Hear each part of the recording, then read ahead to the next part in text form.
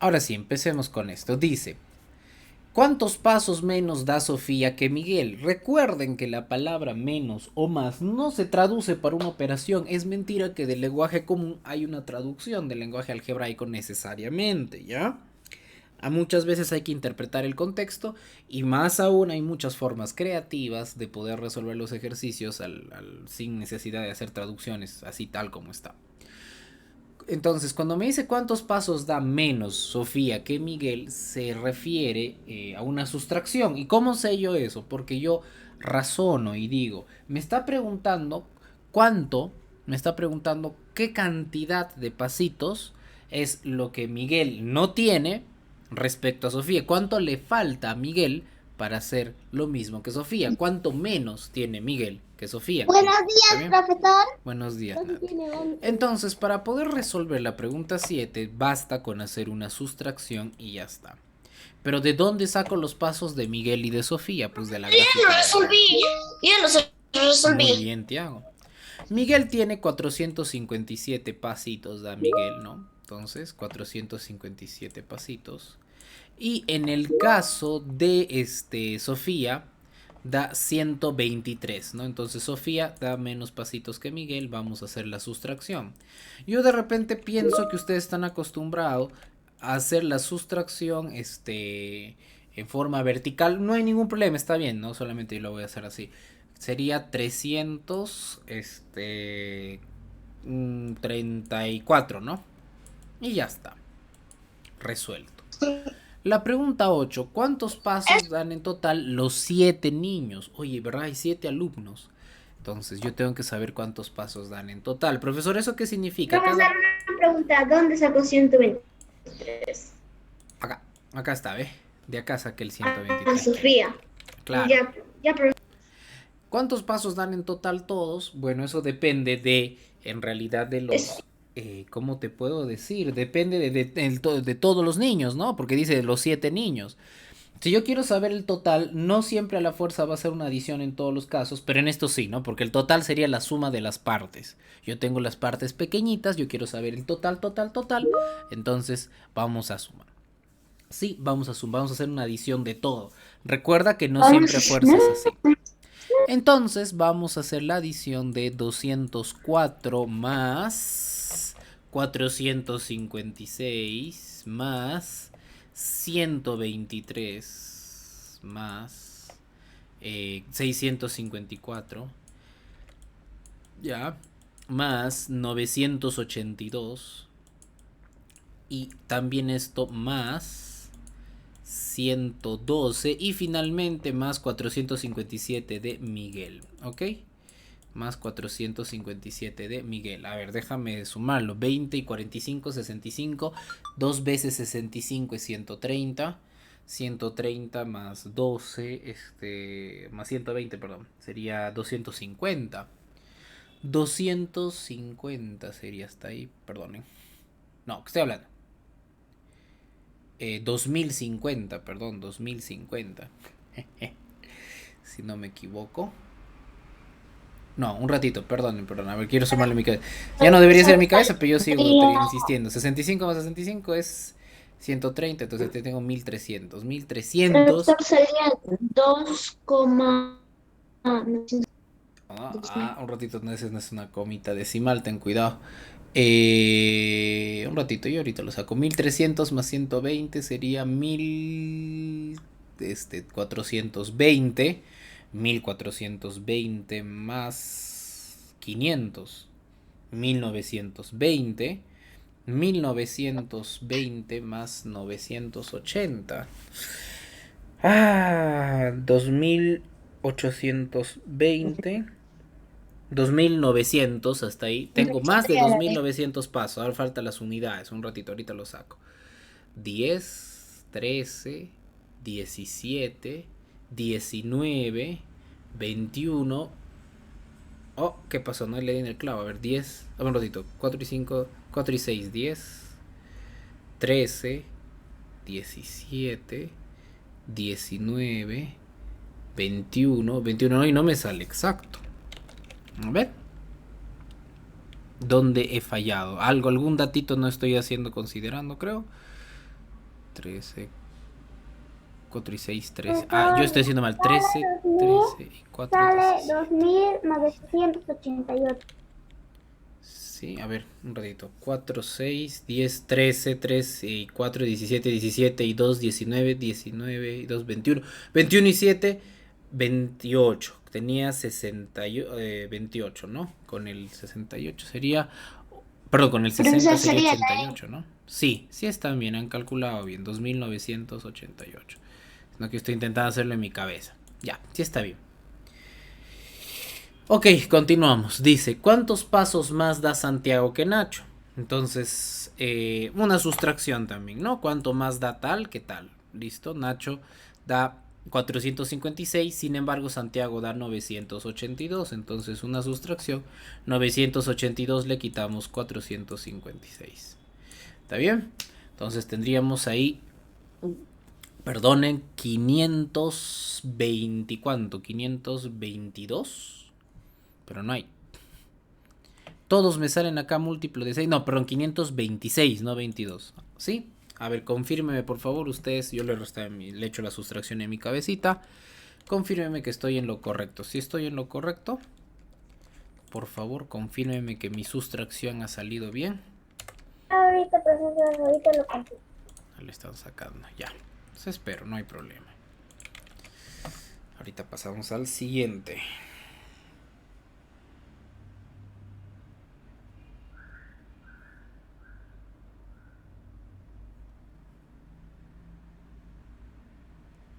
Profesor, sí sale 520. 526, ¿no? Claro, hemos profesor. hecho. Bien. Listo, ¿Cómo se nada llama? más así de sencillo. Dime. No, Rati, ya se terminó de copiar. A ver, continuamos. Juego lógico verbal. Me falta. Ah, te falta transcribir ya. Vamos a ver un ratito. De todas formas, vamos leyendo un poquito el juego lógico verbal. Me habla de 4 amigos se sientan alrededor de una mesa que es redonda. No necesariamente. O sea, el hecho de que sea redonda no cambia que yo pueda utilizar de repente un rombo para representarlo. Porque de todas maneras se va a entender. Con 4 sillas distribuidas simétricamente. Ok. ¿Cómo es eso, profesor? Si quieres lo representas con un esquema así, para que tengas una ligera idea, ¿no? Como son 4 sillas, pues puedes hacer un cuadrado y en cada esquina un rombo, en cada esquina se sienta una persona. Ok, en fin. Me dice, PI o Pi, ¿no? No se sienta junto a Pu. Entonces, si por ejemplo yo siento a Pi acá, Pu no se debe sentar ni junto, por lo tanto esto está prohibido para Pu, esto está prohibido para Pu, el único lugar permitido para Pu es este. Pa se sienta junto y a la derecha de Pu. Recuerda, cuando yo digo este sentido antihorario, o sea, por acá es la derecha y por acá es la izquierda, ¿no? Igual que en tu caso. Entonces, igualmente, todo lo que va en este sentido va a ser derecha y todo lo que va en el sentido discúlpame, horario va a ser izquierda. Entonces, dice que se sienta a la derecha de Pu. En el caso de Pu, su derecha está por acá, ¿no? O sea, siguiendo, ve todo es derecha, derecha, derecha, derecha, por acá es derecha. Ahí ya está. Entonces, como Pu es derecha por acá, por este lugar, ahí dice que se sienta, no, discúlpeme, estoy mal. Dice que Pa se sienta junto y a la derecha de Pu. Ah, no, sí estaba bien. Entonces, a la derecha de Pu es esto. Y a la derecha de Pu si le ponemos a Pa. Ya tenemos a Pa, a Pi y a Pu. Profesor, ¿quién falta? Falta Po. Ok. Entonces, ¿dónde se sienta Po? Po se sienta frente a Pa, ¿no? Listo. Pero también Po se sienta a la derecha de Pi. Profesor, hay 2 respuestas correctas. Entonces marcamos la E donde dice más de una de las respuestas es correcta, ¿ya? Más de una de las respuestas es correcta.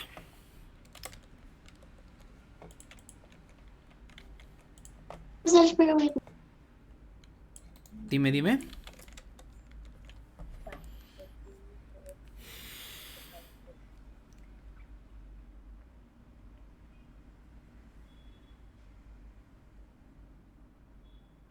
Profesor, ¿sabía que hay 3 respuestas? Sí, también debe haber una más, ¿no? Por ejemplo, ahí Sí, dice... porque al A ver, frente de pa, a la izquierda de pu y a la derecha de pi. a la derecha de Pi, a la izquierda de Pu, claro, es la izquierda de Pu. Todas prácticamente son correctas. Todas son correctas prácticamente.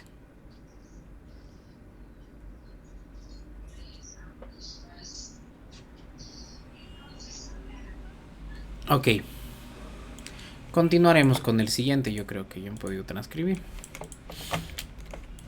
Juego lógico verbal, este juego lógico verbal que falta. Dice, Pedro es 3 centímetros más alto que Jorge, María es 2 centímetros más baja que Jorge, y Javier es 5 centímetros más bajo que Pedro. Ok,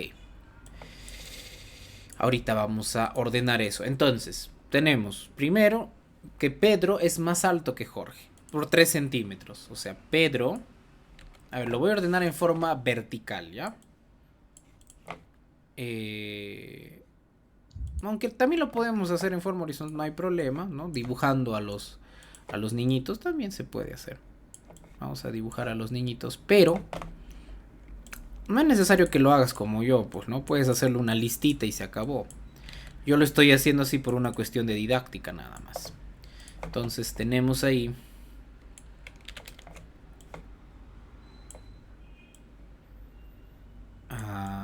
no sé, tal vez en este orden van a estar, tal vez.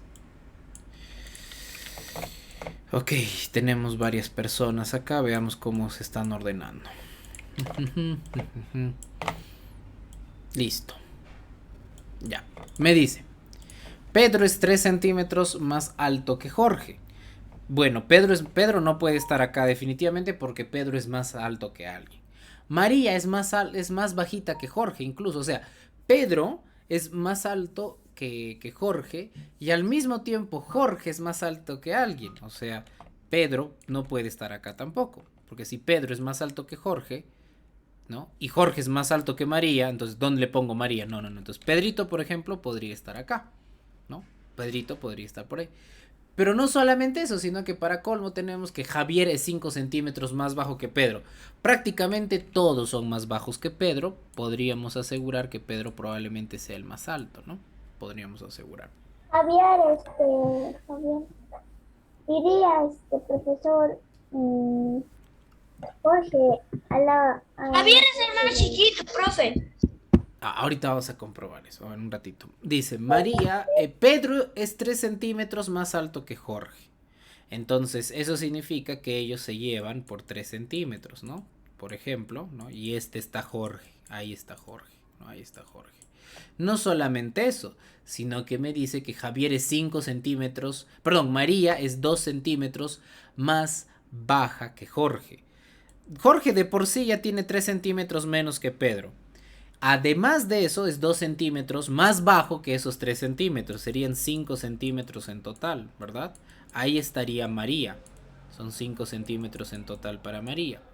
Y finalmente me dice, Javier es 5 centímetros más bajo que Pedro. Profesor, pero ahí está María. Y ahí pasa lo que ustedes me están diciendo. Resulta que María y Javier tienen la misma talla porque ambos son 5 centímetros más pequeños que son 5 centímetros más pequeños que nuestro queridísimo amigo Pedro, ¿ya?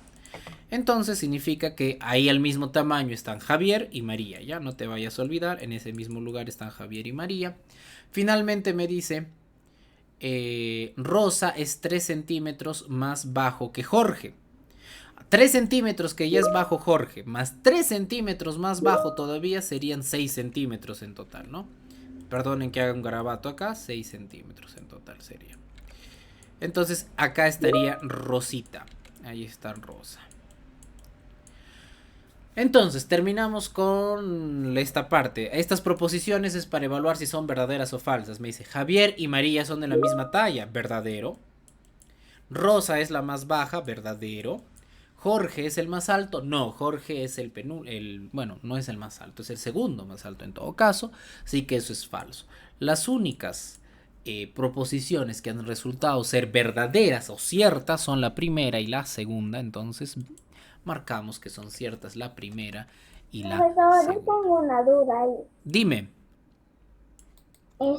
Como Pedro es el más alto y dice que María mide 2 metros menos que Pedro, o dice Jorge. No, dice que María mide 2 centímetros menos que Jorge. Jorge de por sí es 3 centímetros más bajito que Pedro, ¿ya? Si María es 2 centímetros más bajita que Jorge, ¿no? Es 2 centímetros más bajita que los 3 centímetros que ya es bajito Jorge. Entonces, María respecto a Pedro es 5 centímetros más bajita, juntando sus 2 centímetros de ella y los 3 centímetros de Jorgito, ¿no? Porque te dice que María es 2 centímetros más pequeña que Jorge, no que Pedro, ¿sí? O sea, 2 centímetros más bajito que los 3 centímetros de Jorge, en total sería 5 centímetros. ¿Está bien? ¿Sí? Sí, profesor, ahora Ya, muy bien. Vamos con el último juego lógico verbal.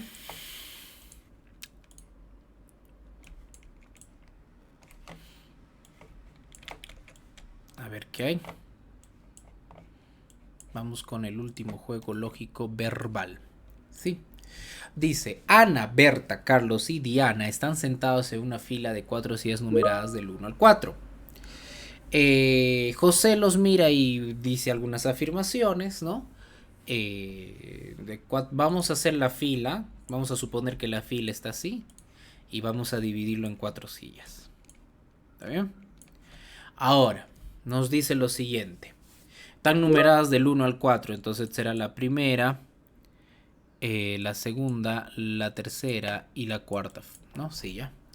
Berta está al lado de Carlos. O sea, bueno, Berta y Carlitos están juntos, ¿no? Ana está entre Berta y Carlos. Por ejemplo, Ana podría estar acá, ¿sí?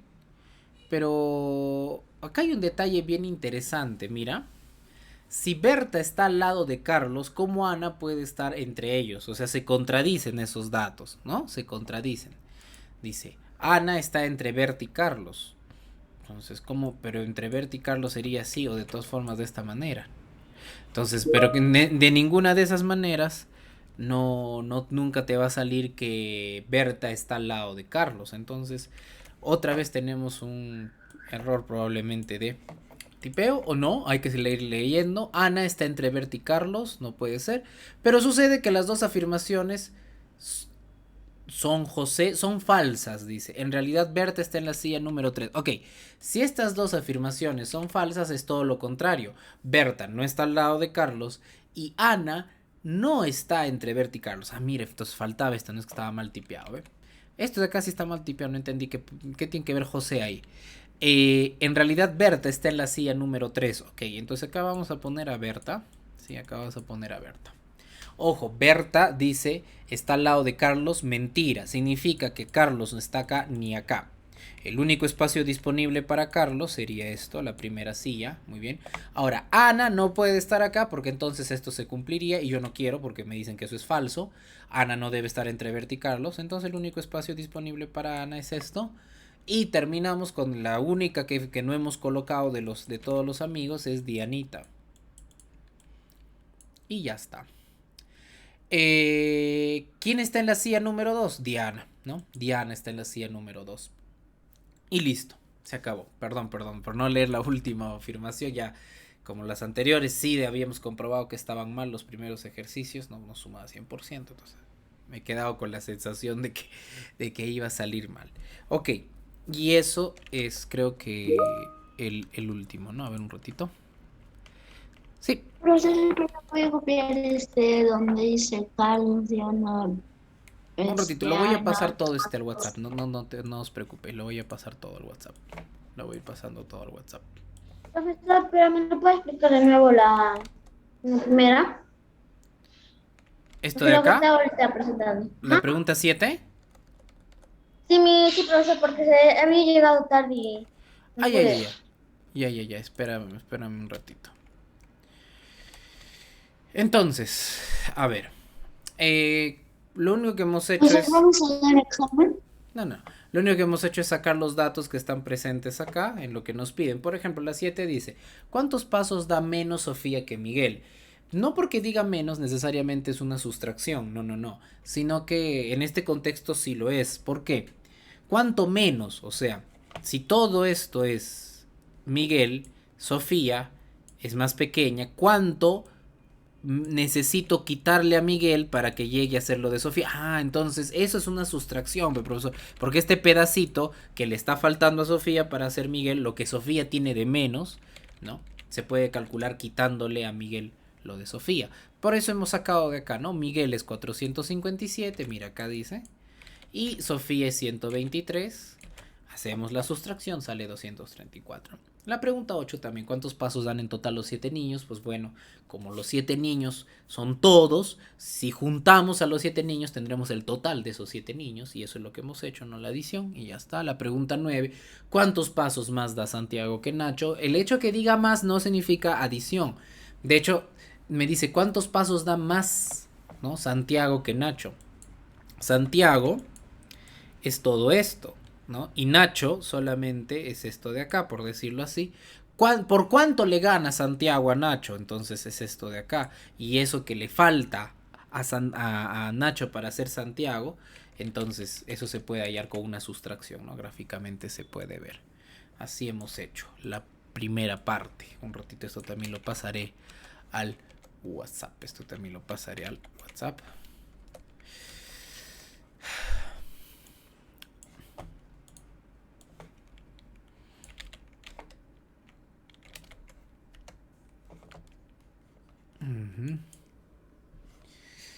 Y ya, bien.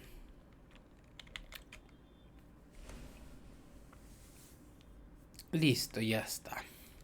Profesor, la pregunta. ¿Perdón? Nada, profesor. Ay, ay, ay. Continuaremos, ¿no?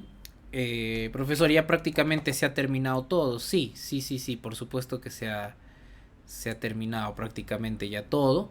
Sin embargo, vamos a continuar hablando un poquito sobre esto del tema de fracciones. Saben que en el canal, bueno, que no estoy tan seguro dónde estarán esos videos, a veces falta crear la lista de reproducción, ¿ya? Vamos a hacer primero la parte teórica de qué es una fracción, ¿ya? Vamos a ver primero la parte teórica.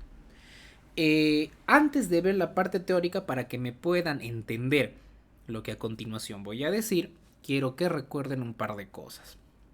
Nosotros tenemos algo conocido como conjuntos numéricos notables en matemática, ¿no? En aritmética o teoría del número.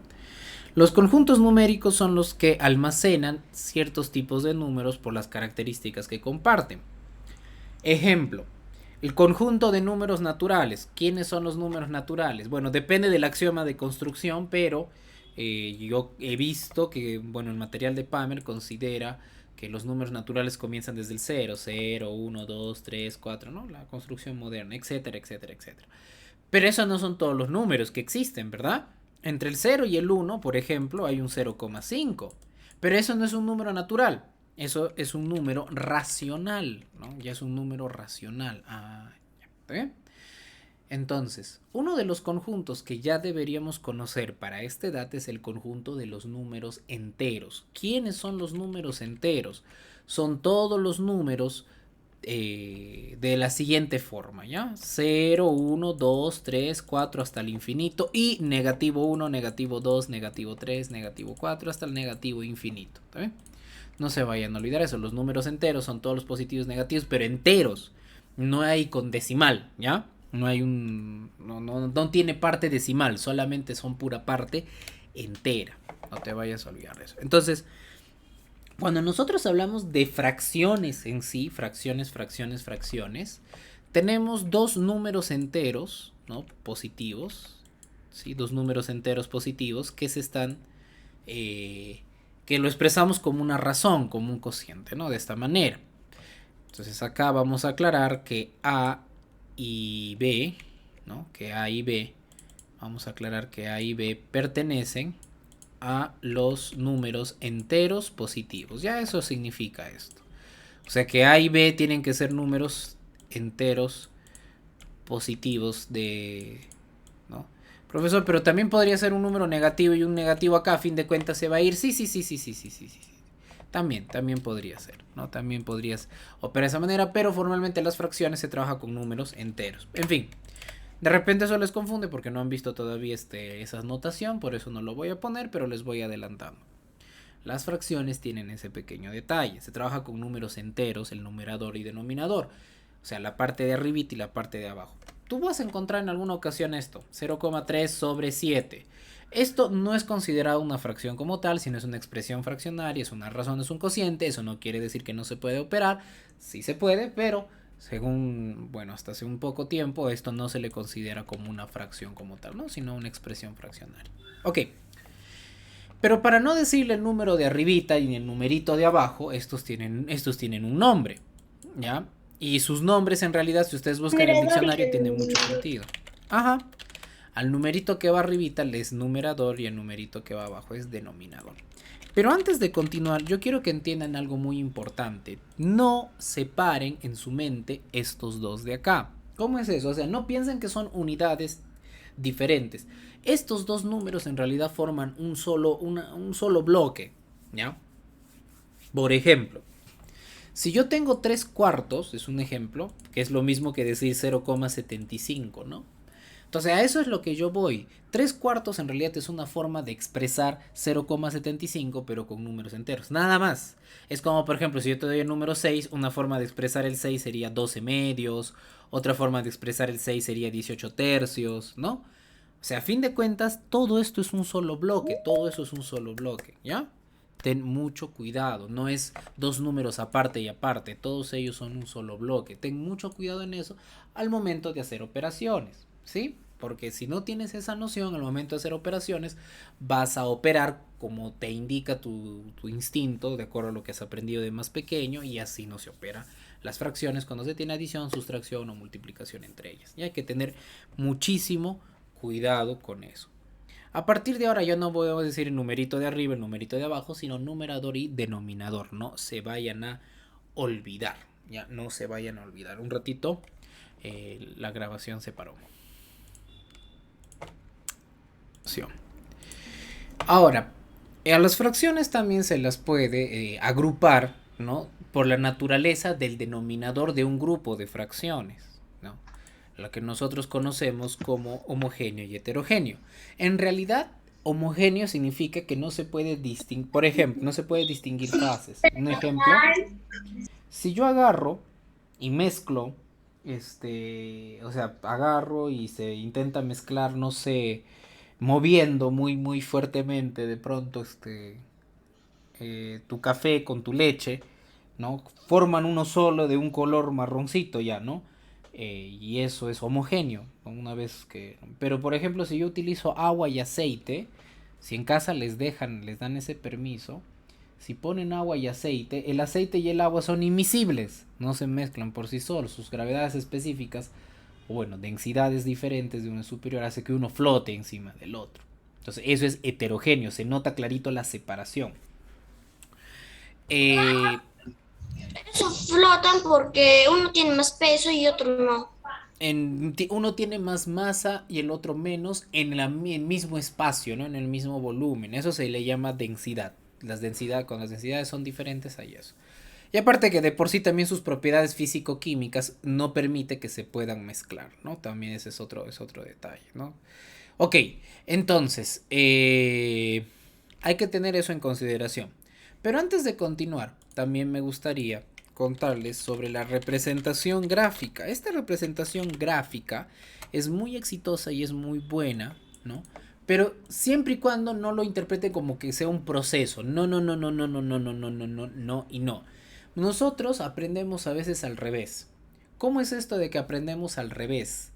Es decir, nosotros aprendemos de la siguiente forma. Nos dan la representación gráfica y luego escribimos numerador y denominador. Está bien, está perfecto que hayan aprendido así. Pero recuerda que también puedo hacerlo lo contrario. Por ejemplo, si yo tengo, supongamos, 2 tercios. Vamos a hacer este ejemplo, ¿ya? Supongamos que yo tengo 2 tercios. Entonces, ¿cómo puedo representar esto? De muchas maneras. Puedes agarrar un círculo, un triángulo, la figura geométrica que tú quieras, cualquier figura geométrica cerrada, no poligonal. Pero la cosa es que te dice tercios. Dos de esos. ¿Qué quiere decir tercios, profesor? Quiere decir a que mi unidad lo he partido en tres. Lo he partido en tres, o sea, tres partes iguales. Eso hay que tener en consideración. Una de las partecitas, otra de las partecitas iguales. Las tres partes no me salió tan iguales. Ahorita lo corrijo, no se preocupen. Entonces, cada una de estas partecitas es un tercio. Tengan mucho cuidado. Cada una de estas sería un tercio. ¿Ya? Un tercio. Esta es un tercio. Y esta también es un tercio. Acá te está pidiendo dos de esos tercios. Dos de esos tercios. Ah, 1, 2, 2 tercios. Listo. Ya está. Qué bacán. 2 tercios. Listo. Eso sería su representación gráfica de 2 tercios. ¿Y esto por qué es muy importante? Porque esta representación gráfica les va a permitir entender por qué yo puedo hacer la adición con fracciones homogéneas, pero no puedo con heterogéneas. ¿Ok? Miren, vamos a hacer otro ejemplo de representación gráfica ahorita. Sí, vamos a hacer otro ejemplo de representación gráfica. Acá al costadito nada más. Por ejemplo, 3/5, ¿ya? Vamos a hacer 3/5. Quisiera que tenga el mismo tamaño de esto para que me puedan entender. Ya, ahí está. Entonces, como me dice 3/5, eso quiere decir que mi unidad se ha dividido en 5 partecitas más pequeñas. Se ha dividido esto en 5 partecitas mucho más pequeñas, ¿ya? 5 partecitas pequeñas iguales entre sí, ¿no? 5 partecitas pequeñitas iguales entre sí. Y cada una de esas partecitas es un quinto y yo tengo disponible 3 de esos quintos, ¿no? Tengo un quinto y acá también tengo otro quinto y otro quinto, ¿no? Tengo puro quintos y cada una de esas unidades en realidad, pues bueno, yo he agarrado 3 de esas, ¿no? 3/5, ahí está. Ahora, imagínate que tú quisieras juntar en la vida real 2 tercios con 3/5. Recuerda que juntar es adición. Mira, un tercio nada más que yo quiera juntarlo. Un tercio, uno de estos que yo quiera juntarlo. Este de acá nada más. Sería intentar meter un tercio. En esta cajita de quintos. Yo te hago una pregunta sencilla. ¿Alcanza un tercio? ¿Logra entrar acá? ¿O es muy grande para entrar? ¿Qué me dicen ustedes? ¿Qué ven ustedes acá? ¿Un tercio encaja exactito o es muy grande para entrar? ¿Qué opinan ustedes? Muy grande. Es muy grande, muy bien, te ve. No entra, profesor. Profe, tengo que agarrar, pero agarro un poquito más de espacio, agarra 2/5. Pero si agarro 2/5, ya mira, sobra espacio. Entonces los tercios no se acomodan de manera exacta en los quintos. Ay, profesor, no pueden entonces acomodarse, no pueden acomodarse. Entonces, ese es el problema por el cual nosotros no podemos hacer la adición de fracciones homogéneas con fracciones heterogéneas. Perdón, fracciones heterogéneas entre sí. ¿Qué cosa he dicho? Ese es el motivo por el cual nosotros no podemos hacer la adición de fracciones heterogéneas, ¿ya? Profesor, pero un ratito, ¿a qué se refiere con fracciones heterogéneas? Si ustedes se percatan, me estoy refiriendo específicamente a que sus denominadores no comparten el mismo número. En otras palabras, sus denominadores no son iguales, ¿ya? Sus denominadores no son iguales.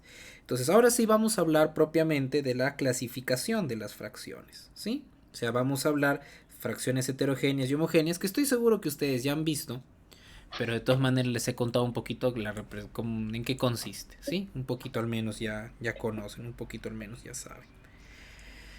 A ver, continuemos. Vamos con la representación, con la parte de fracciones homogéneas y heterogéneas, ¿ya? Entonces, ¿Eso también lo voy a enviar en el WhatsApp? Sí, yo lo voy a enviar, no te preocupes. Entonces, continuamos. Fracciones homogéneas. ¿Cómo son las fracciones homogéneas? Fracciones homogéneas, ¿ya? ¿Cómo son las fracciones homogéneas?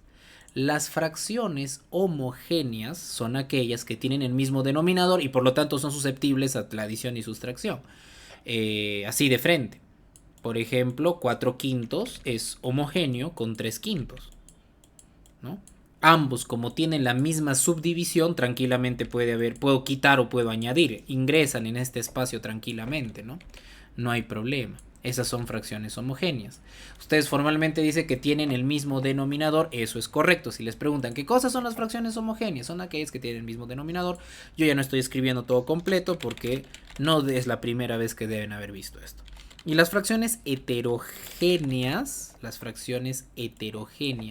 son aquellas que tienen denominadores diferentes entre sí. Por ejemplo, 3/5 y 2/3, por ejemplo. Es un ejemplo, ¿no? Diferente denominador.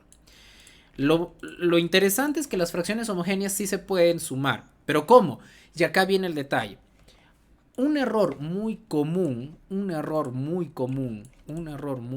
que yo he revisado, que he visto en mis estudiantes, es el siguiente. 4/5 más 3/5 hacen lo siguiente. 7 décimos le ponen. ¿Por qué cometen ese error? Porque como son muy pequeños, ustedes suman así, ¿no? 4 más 3 y le ponen, entonces suman números enteros ustedes, perdón, números naturales les gusta sumar, ¿no? Números naturales es lo que suman ustedes. Y el detalle está que como acá también ven números, intentan sumar, los separan en su cabeza y los suman. Esto es un error. ¿Por qué? Porque esto no es 4 ni este es 3, esto es 4/5 y el otro es 3/5. Como te explicaba hace un momento, estas son unidades, bueno, no unidades, sino estos son un solo elemento, esto todo es un solo número. Yo no puedo sumarlo por separado. Entonces, ¿cómo se vería esto? Vamos a aprovechar ya. Adición de fracciones. Vamos a, con otro ejemplo, porque con 4 y 3/5 se van a asustar. Vamos a hacerlo, vamos a hacerlo con 2/7 más 3/7, ¿ya? Vamos a hacerlo con séptimos. ¿Cómo se vería esto gráficamente? Fíjate, se vería de la siguiente forma. Mis 2/7, ¿no? Mis 2/7, entonces vamos a dividir esto en séptimos. A ver, déjame dividirlo en 7 partes iguales. Déjame dividirlo esto en 7 partes iguales. 1, 2, 3, 4, 5 y 6, ¿no? Ya. A ver, un ratito. Un ratoncito dame. Ahí está. Uy, me pasé. Ahora sí. Ahí está. Entonces acá tenemos puros séptimos, ¿ya? Acá tenemos puros séptimos. Un ratito vamos a hacerlo acá también. Ahí está. Entonces, 2/7. Ok, 2/7. Cada uno de estos es un séptimo, 2/7. Más 3/7.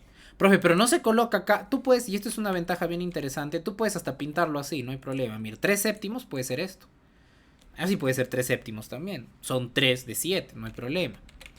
Pero yo ¿por qué lo coloco de esta manera? Para que te des cuenta que estos 2/7 sí se pueden juntar exactito con los 3/7. Exactito pueden entrar. Pero fíjate que en ningún momento ha cambiado la cantidad. Un ratito, por favor, hijito. La respuesta no interesa tanto, sino la heurística. Ya, gracias. Entonces, tengan muchísimo cuidado. Esto es como decir, ustedes han hecho esto en términos semejantes. Es como decir, ustedes tienen 2 de algo más 3 de algo, finalmente les sale 5 de eso mismo, ¿no? Por ejemplo, 2 cuisitos más 3 cuisitos, les saldrá 5 cuisitos, ¿ok? Entonces, tengan muchísimo cuidado con eso. Porque si yo sumo 2/7 más 3/7, me va a salir 5/7. Así como te dije, 2 cuisitos más 3 cuisitos me saldrán 5 cuisitos. Solamente que en lugar de cuisitos tengo séptimos. Y vuelvo a repetir una vez más, yo puedo hacer eso porque esos séptimos del primero entran tranquilamente con los séptimos del segundo sumando. Por eso es que las fracciones homogéneas son susceptibles a la adición. Es muy probable que te hayan dicho, que hayas aprendido, cuando tengas suma de fracciones, no se suma de frente, sino que lo que se suma es el numerador y se vuelve a repetir el denominador si fuesen homogéneas. Es probable que te hayan enseñado eso. No está mal, pero ahora ya sabes por qué sucede eso. No es algo, una regla. No se vayan a olvidar. Es muy importante que entiendan, porque yo, pues bueno, durante toda la año les enseñaba razonamiento matemático, pero es muy importante entiendan que matemática se basa en axiomas, y de esos axiomas salen teoremas, postulados y algunas que otras reglas también, pero que son más que nada consecuencias, ¿ok? Son consecuencias. Fuera de eso no es que la matemática o los cursos de matemática deban ser memorizar lo que a mí el profesor me dice que es y yo le debo creer porque él sabrá, o memorizar lo que me dijeron en mi academia, me dijeron por acá, en los videitos de YouTube, y yo lo repito 20 veces hasta que me pongan mi 20. No. Si yo hago eso, la nota máxima que te merecerías, según la rúbrica actual, sería un 12, un 13, más no te mereces, haciendo la equivalencia, ¿no? En realidad ya no se evalúa con números, se evalúa con letras en la actualidad. Entonces, para que me entiendan más o menos, ¿qué es lo que a mí me da, en todo caso, profesor, el famoso AD? La única forma que dice en la rúbrica actual que llegar a la D es que puedas explicar por qué está sucediendo, ¿ok? No te vayas a olvidar. Y es muy difícil para ustedes, de repente, cuando ya se han acostumbrado que la matemática es paso 1, paso 2, paso 3, es muy difícil de repente responder preguntas a veces teóricas o entender qué se está haciendo. Eso es muy difícil cambiar, pero sí es necesario. Eso es la advertencia que yo les quiero dar y es también el motivo por el cual no quise meterme en este tema al principio, ¿ya? Entonces, las fracciones homogéneas sí son susceptibles a la adición y sustracción. Las heterogéneas ya han visto que no, porque no me alcanza el espacio para poder llevar de un lugar a otro, para trasladarlo. Entonces, ¿cómo sumo fracciones heterogéneas? Fácil, las homogenizo.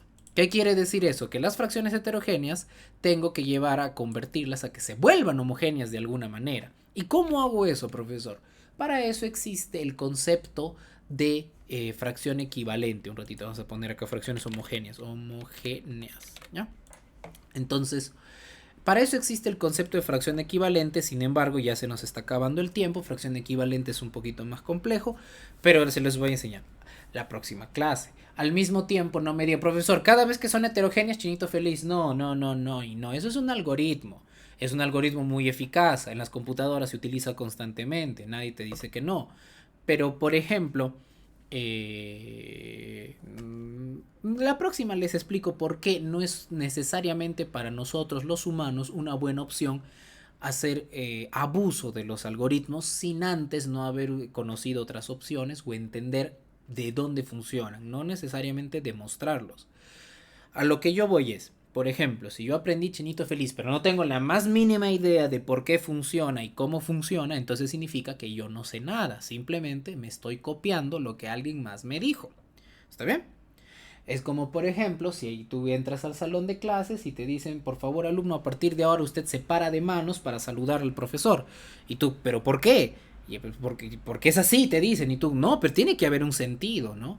Entonces, lo mismo es cuando tú aplicas una fórmula, un algoritmo, sin tener al menos la noción de por qué, ¿ya? Al menos tener esa curiosidad, ¿está bien? Porque recuerda que la aplicación de algoritmos no es tan importante como que tú diseñes tus propios algoritmos, ¿ya? Eso es más importante todavía, sobre todo si quieres una carrera de ciencias. Ok, nos estaremos viendo entonces la próxima semana. No hay tarea porque pues... Dime.